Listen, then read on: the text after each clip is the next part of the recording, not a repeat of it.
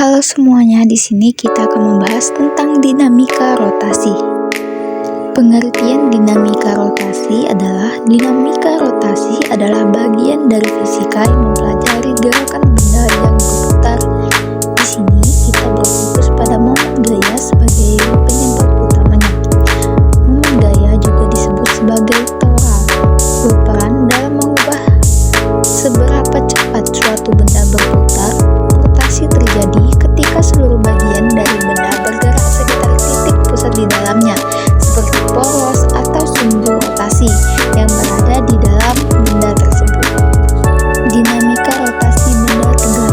Yang pertama, momen gaya disebut juga torsi, adalah gaya yang membuat suatu benda tegar berputar sekitar poros tertentu.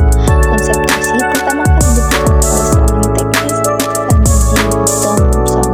Momen gaya dipengaruhi oleh dua variabel utama, yaitu variabel besarnya gaya dan panjangnya lengan. Besar gaya itu F, mengacu pada kekuatan yang terhubung pada benda atau sistem yang mengalami rotasi. Gaya diukur dalam satuan newton, yaitu N, sedangkan panjang lengan yaitu R, merujuk pada jarak dari titik di mana gaya diterapkan ke poros rotasi. Panjang lengan diukur dalam satuan meter. Rumusnya berikut. Rumus dasar menghitung torsi yaitu T sama dengan F dikali R. Keterangannya yaitu T adalah momen torsi, F adalah gaya, R adalah jarak gaya terhadap poros. Yang kedua, momen inersia adalah besaran fisika yang menggambarkan sejauh mana suatu benda atau sistem benda cenderung untuk tetap pada keadaan diam dan bergerak rotasi sekitar sumbu tertentu. Ini juga dikenal sebagai ketidakmauan benda untuk berubah dalam gerak rotasi.